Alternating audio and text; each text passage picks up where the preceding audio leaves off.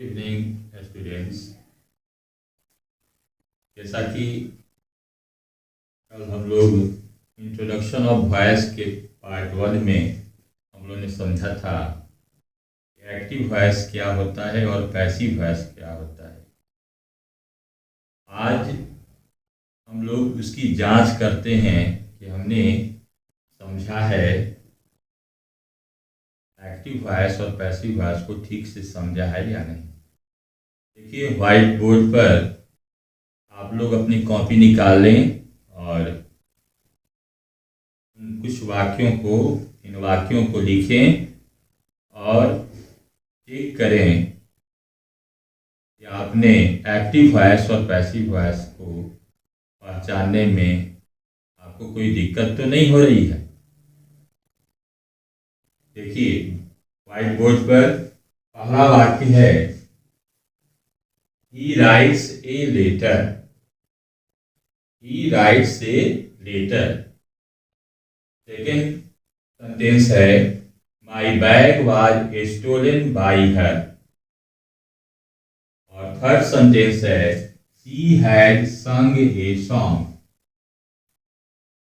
Fourth sentence है, You plucked those flowers. और पांचवा वाक्य है, This poem will be recited by them. अब इन वाक्यों पर हम ध्यान देते हैं और पहचानने की कोशिश करते हैं ये वाक्य एक्टिव वॉइस में है या पैसिव वॉइस में है। तो सबसे पहले हमें यह समझना होगा कि वाक्य की संरचना कैसे होती है। एक्टिव वॉइस में सबसे पहले हम सब्जेक्ट लिखते हैं, उसके बाद वर्ब लिखा जाता है, उसके बाद ऑब्जेक्ट होता है। यह एक्टिव वॉइस की संरचना होती है। पैसिव वॉइस में जैसे ही हम पैसिव वॉइस में लिखते हैं तो पैसिव वॉइस में सबसे पहले हमें ऑब्जेक्ट को लिखना होता है और वह ऑब्जेक्ट जो होता है वह नॉमिनेटिव केस में लिखा जाता है, यानी कर्ता कारक में लिखा जाता है। Object in nominative case. उसके बाद हम हेल्पिंग वर्ब लिखते हैं। यह हेल्पिंग वर्ब टेंस के अनुसार अलग अलग होती है। उसके बाद क्रिया का हम तीसरा रूप लिखते हैं। उसके बाद बाई प्रीपोजिशन लिख करके सब्जेक्ट को हम लोग ऑब्जेक्टिव केस में लिखते हैं, सब्जेक्ट इन ऑब्जेक्टिव केस में। अब इस स्ट्रक्चर को पर ध्यान रखते हुए हम उन वाक्यों को आइडेंटिफाई करेंगे कि यह वाक्य जो है वह एक्टिव वॉइस के वाक्य हैं या पैसिव वॉइस के वाक्य हैं। सबसे पहले पहला वाक्य लिखते हैं, He writes a letter। यहाँ पर व्हाट इज ही क्या है? He is the subject। यहाँ पर he जो है वह सब्जेक्ट है और writes वर्ब है और ये लेटर ऑब्जेक्ट है। Subject plus verb plus object. तो हमारा स्ट्रक्चर बताता है according to the structure of active voice, subject verb plus object. The first sentence will be in active voice. पहला जो वाक्य होगा वह एक्टिव वॉइस का वाक्य होगा क्योंकि यहाँ सब्जेक्ट को शुरू में लिखा गया है। And according to definition, when the subject represents the sentence it is said to be in active voice. हम जानते हैं कि अगर वाक्य में कर्ता की प्रधानता होती है, कर्ता शुरू में लिखा जाता है, तो वह वाक्य एक्टिव वॉइस का वाक्य होता है। तो पहला जो हमारा सेंटेंस होगा, ही राइट्स ए लेटर, यह वाक्य एक्टिव वॉइस का वाक्य होगा। अब दूसरे वाक्य पर विचार करते हैं, my bag was stolen by her. यहां पर ध्यान देना है, my bag is object in nominative case. यहां पर वाज लिखा हुआ है, वाज हेल्पिंग वर्ब है और स्टोलन जो है वह V3 है, बाई प्रीपोजिशन है और हर जो है वह सब्जेक्ट है।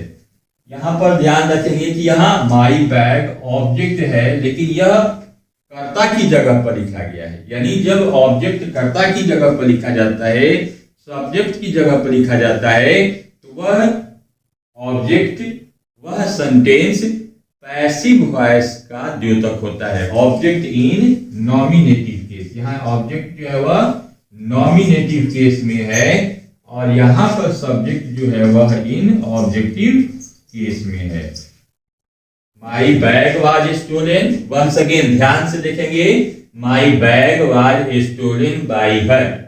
यहाँ पर माई बैग ऑब्जेक्ट है जो कि नॉमिनेटिव केस में है। उसके बाद हेल्पिंग वर्ब का प्रयोग किया गया है, V3 लगाई गई है वाक्य में, stolen, stolen, steal, stole, stolen, यानी स्टोल तीसरा रूप हो गया।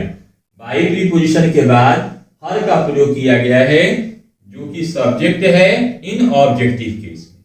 तो according to structure of passive voice, passive voice का जो हमारा स्ट्रक्चर है वह कहता है कि ऑब्जेक्ट इन नॉमिनेटिव केस, उसके बाद हेल्पिंग वर्ब प्लेस होती है, इसके बाद V3 plus by plus subject in objective case. दूसरा जो वाक्य है वह पैसिव वॉइस का है। पहला हमने क्लियर कर लिया, पहला हमारा वाक्य जो था वह एक्टिव वॉइस का वाक्य था और दूसरा जो वाक्य है वह पैसिव वॉइस का वाक्य हो गया। अब तीसरे वाक्य पर ध्यान देते हैं। शी हैड सung ए सॉन्ग, यहां पर भी ध्यान देंगे, शी हैड, यहां सी क्या हो गया, सब्जेक्ट हो गया, यहां पर हैड हेल्पिंग वर्ब हो गई, यहां पर सung V3 हो गया और ए सॉन्ग जो है वह ऑब्जेक्ट हो गया। यानी सब्जेक्ट यहां पर शुरू में लिखा गया है। तो यह भी हम समझ लेंगे, आप लोगों को जानकारी हो गई कि सब्जेक्ट जब शुरू में लिखा जाता है तो वह वाक्य एक्टिव वॉइस का वाक्य होता है। शी हैड सung ए सॉन्ग, इसको भी हम लोग एक्टिव वॉइस का वाक्य कहेंगे। इसके बाद चौथा वाक्य पर ध्यान देते हैं। यू प्लक्ड दोज फ्लावर्स, तुमने उन फूलों को तोड़ा। यू प्लक्ड पास्ट टेंस में है, यू यहां पर सब्जेक्ट है, प्लक्ड V2 है क्रिया का दूसरा रूप और दोज फ्लावर्स ऑब्जेक्ट है।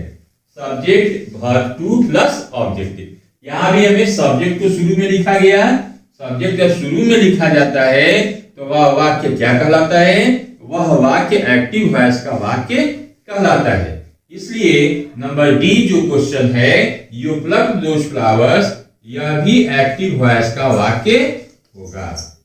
इसके बाद पांचवें वाक्य पर ध्यान देते हैं। पांचवा वाक्य है, this poem will be recited.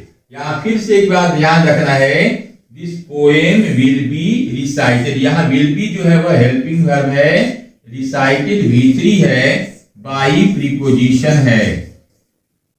एक बात और ध्यान रखना है कि अगर बाई का प्रयोग किया गया है, बाई प्रीपोजिशन यूज किया गया है और V3 लगाया गया है, तो यह इंडिकेटर है कि वह वाक्य पैसिव वॉइस का वाक्य है। इस वाक्य में यहां पुनः देखेंगे, यह ऑब्जेक्ट है जो कि नॉमिनेटिव केस में है, कर्ता की जगह पर लिखा गया है, object in nominative case plus helping verb plus V3 plus preposition plus them लिखा हुआ है जो कि सब्जेक्ट इन ऑब्जेक्टिव केस है।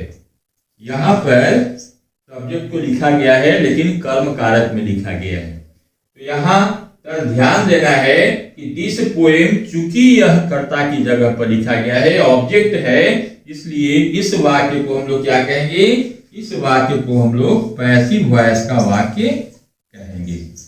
इस तरह से हमने समझा कि एक्टिव वॉइस का वाक्य और पैसिव वॉइस के वाक्य को हम लोग कैसे पहचानते हैं। एक चीज और ध्यान रखनी है कि एक्टिव वॉइस और पैसिव वॉइस को पहचानने के लिए हमें स्ट्रक्चर को याद रखना होगा। हर टेंस की स्ट्रक्चर को हमें याद रखना होगा, तभी हम उन वाक्यों को अच्छी तरह से पहचान पाएंगे।